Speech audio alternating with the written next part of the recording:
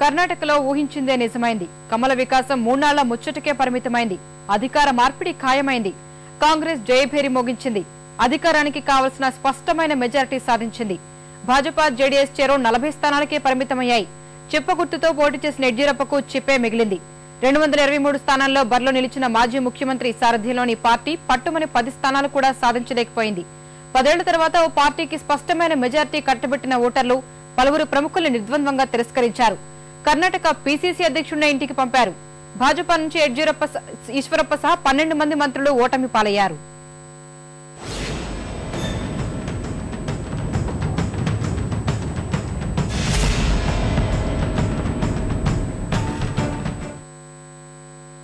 ఊహించిందే నిజమైంది. దక్షిణాదిన వికసించిన తొలి కమలం 5 ఏళ్లు తిరగకుండానే వడబడింది.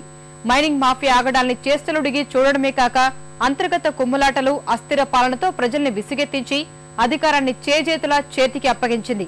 2014 సార్వత్రిక ఎన్నికలకు ముందు జరిగిన ఎన్నికల్లో కన్నడ ఓటరు కాంగ్రెస్ కు స్పష్టమైన ఆధిక్యాన్ని కట్టబెట్టారు. 7 ఏళ్ల విరామం తర్వాత మళ్లీ కర్ణాటక పగ్గాలు అప్పగించారు.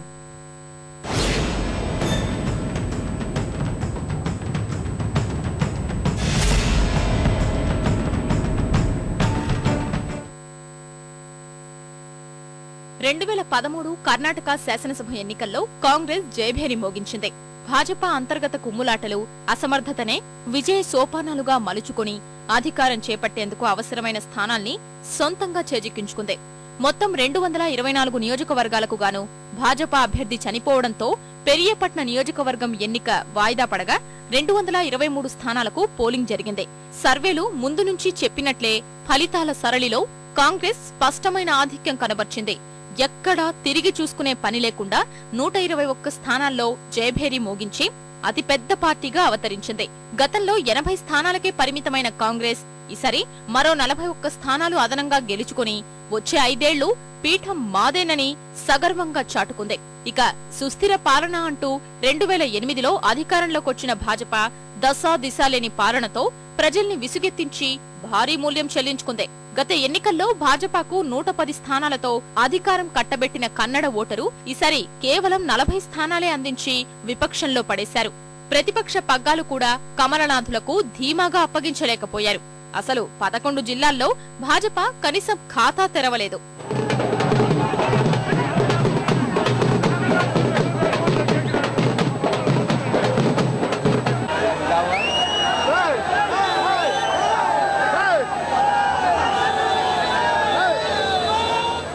ఇక దేవేగౌడ నేతృత్వంలోని జనతాదళ్ సెక్యులర్ జేడీఎస్ కూడా గతం కంటే మెరుగైన ఫలితాలు రాబట్టుకుంది.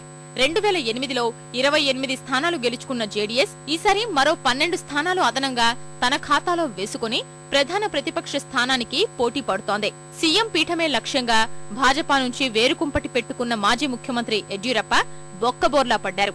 కమలనాథుల ఓటు బ్యాంకుకు గండి కొట్టడం మినహా పెద్దగా ప్రభావం చూపలేక చతికిల పడ్డారు. 4 నెలల క్రితమే కర్ణాటక జనతాపక్ష కేజేపీని స్థాపించిన యడ్యూరప్ప భాజపాను దెబ్బతీయడంలో సఫలమైన కన్నడ ఓటరు మనసు గెలుచుకోవడంలో విఫలమయ్యారు. కొబ్బరి చిప్ప గుర్తుతో పోటీ చేసిన ఎడ్డీకి చివరికి చిప్పే మిగిలింది. అన్ని స్థానాల్లో పోటీ చేసిన ఎడ్డీ పార్టీ కేవలం 6 స్థానాలకే పరిమితమైంది. చాలా స్థానాల్లో ఉనికి చాటుకోలేకపోయింది.